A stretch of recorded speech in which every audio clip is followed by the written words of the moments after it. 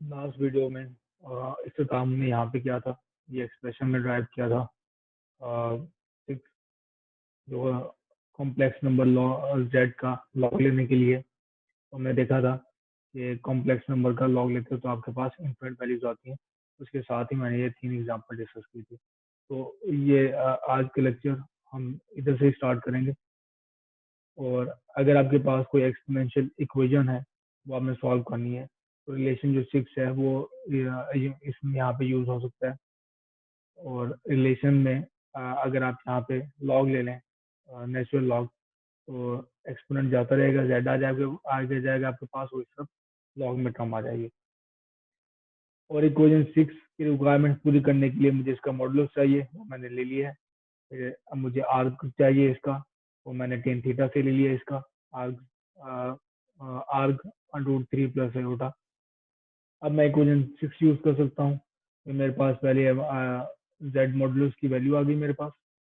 ये आर्ग π/6 और 2n पाई iota उस एक्सप्रेशन से है। तो मेरे पास आई ये जेड की कई सारी वैल्यूज, और इसमें एन की वैल्यू आपको पता है, एन 0 से लेके +-1 +-2 एंड सो ऑन। तो इस तरह आपके पास कई सारी इसकी वैल्यूज मिलेंगी। प्रिंसिपल वैल्यू अब डिफाइन करते हैं, जैसे हमने प्रिंसिपल आर्गुमेंट पहले डिफाइन किया था। रियल कैलकुलस में हमें पता है कि अगर आप नेचुरल लॉग लेते हो 5 का, तो आपको मिलता है 1.6094, सिर्फ एक वैल्यू, सिंगल वैल्यू। लेकिन कॉम्प्लेक्स में ऐसा नहीं है कि आप लॉग अगर 5 का लेते हो, ये भी नेचुरल लॉग है, तो आपको ये वैल्यू मिलेगी और साथ +2n पाई आयोटा कई सारी ये वैल्यूज मिलेंगी आपको। तो एन अगर 0 पुट करें तो आपको पता है कि इस एक्सप्रेशन पर आ रहा है कि दोनों वैल्यू सेम हो जाएंगी। तो एन 0 के लिए हम इसे कहते हैं प्रिंसिपल वैल्यू।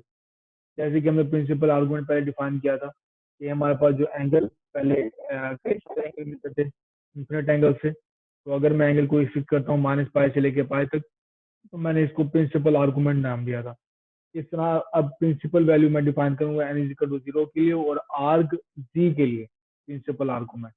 तो ये मेरे पास कैपिटल एल एन, ये मैं नोटेशन में इसकी यहाँ पे यूज कर रहा हूँ, इसको मैं यहाँ ऐसे ऐसे डिनोट करूंगा, log G, principal value log G, और आर्ग जी और एन 0 पुट करने के बाद मेरे पास एक्सप्रेशन ये है। और हमें सिर्फ ये एक ही वैल्यू देगा अगर जेड हमारे पास = 0 नहीं है। लॉग जेड स्ट्रिक्टली हमारे पास फंक्शन नहीं था, हम फंक्शन तो यूज करते हैं, लेकिन वो अगर आप फंक्शन की इंटरप्रिटेशन में जाएं कि सिंगल वैल्यूड वो 1-to-1 कॉरेस्पॉन्डेंस हो, तो उसमें ये इंटरप्रिटेशन पूरी नहीं होता थी। तो ये स्ट्रिक्टली फंक्शन नहीं है, क्योंकि इक्वेशन 6 से हमें पता है कि infinite collection of logarithm functions आपको मिलते हैं। एन की वैल्यू जैसे वेरी करते जाएंगे आपके पास एक नई वैल्यू मिलेगी।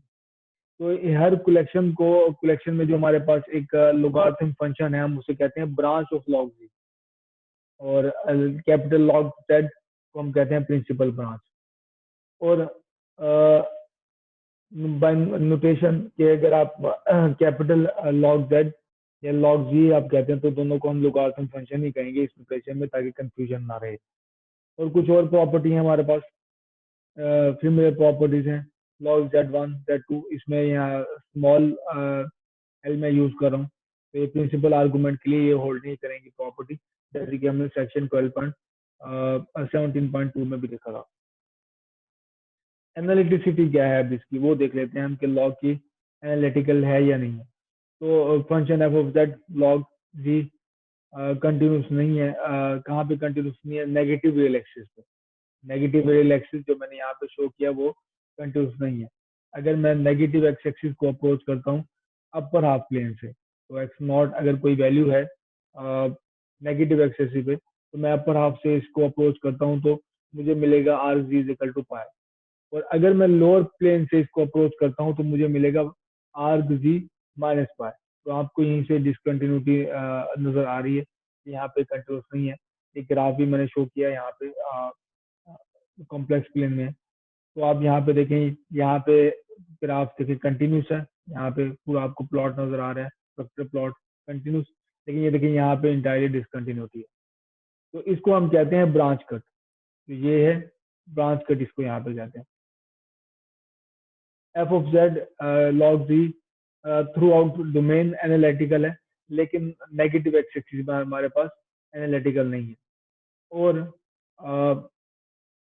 अगर आप इसको इस तरह से एज्यूम करें, समझें कि हमारे पास पूरा कॉम्प्लेक्स प्लेन है, लेकिन उसमें से हम जो नॉन पॉजिटिव रियल एक्सिस है उसको हम कट आउट कर देते हैं, तो उसको हम कहते हैं ब्रांच कट। तो इसको ब्रांच कट कहा जाता है क्योंकि इसके ऊपर लॉग जी एनालिटिकल नहीं है। हम इसको इसमें से एक्सट्रा प्लेन में से निकाल दें, तो फिर थ्रू आउट प्लेन डोमेन हमारे पास ये फंक्शन एनालिटिकल रहेगा। आप ये चेक कर सकते हैं कि कॉशी रीमान इक्वेशन जो है इस जो ब्रांच कट के बाद थ्रू आउट प्लेन में एनालिटिकल है, कॉशी रीमान इक्वेशन ये सेटिस्फाई करती हैं। और हमारे पास G over G Z log G is equal to 1/3। अब लॉग की जे की डेफिनेशन इसके डेरिवेटिव की इस तरह से हो जाएगी। हिंट मैं आपको दे देता हूँ कि आपको पहले पहले लॉग जी को डेरिवेटिव लेने से पहले यू प्लस आयोटा वी में लिखना होगा। कुछ और जो कि ये यहाँ पे है u log r is equal to 2n pi plus theta. इसके बाद आप डेरिवेटिव्स लें, आपके पास यही वैल्यू आएगी। इसके बाद है कॉम्प्लेक्स पावर इंस्पायर है हम x power alpha is equal to ये अल्फा लॉग एक्स। ये हमारे पास रियल जो वैल्यूड फंक्शन है उसमें ये रिलेशन होल्ड करता है। लेकिन अब अगर हमारे पास अल्फा जो है वो कॉम्प्लेक्स है और जेड भी हमारे पास कॉम्प्लेक्स है, तो फिर हम एक्सपेक्ट करते हैं कि z alpha is equal to a power alpha log G इस तरह का रिलेशन होल्ड होना चाहिए। तो लॉग जी हमारे पास आपको पता है मल्टी वैल्यूड है, और जेड अल्फा भी इसी तरह। अगर ये लॉग जी मल्टी वैल्यूड है तो जेड अल्फा भी हमारे पास मल्टी वैल्यूड होगा।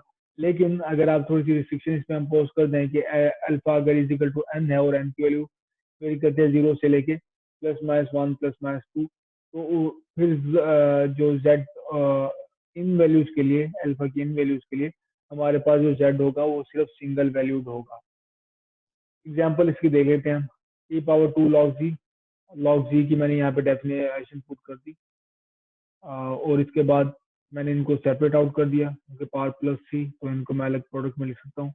प्रोडक्ट में लिखने के बाद ये 2 आर की पावर में चला जाएगा, आर पावर 2 हो जाएगा, और लॉग और ई एक्सपोनेंट कैंसिल आउट हो जाएंगे, आर स्क्वायर रह गया हमारे पास। ई 2 आयोटा थीटा को मैंने अलग करके लिख लिया, तो R E power iota theta, R E power iota theta. तो ये हमारे पास दरअसल है जेड, ये हमारे पास जेड है, ये भी जेड है, तो ये जेड स्क्वायर हो गया। और अगर आप स्टार्टिंग से ही यूज करते कैपिटल लॉग जी, तो हमारे पास इक्वेशन जो principal value of z alpha देती है।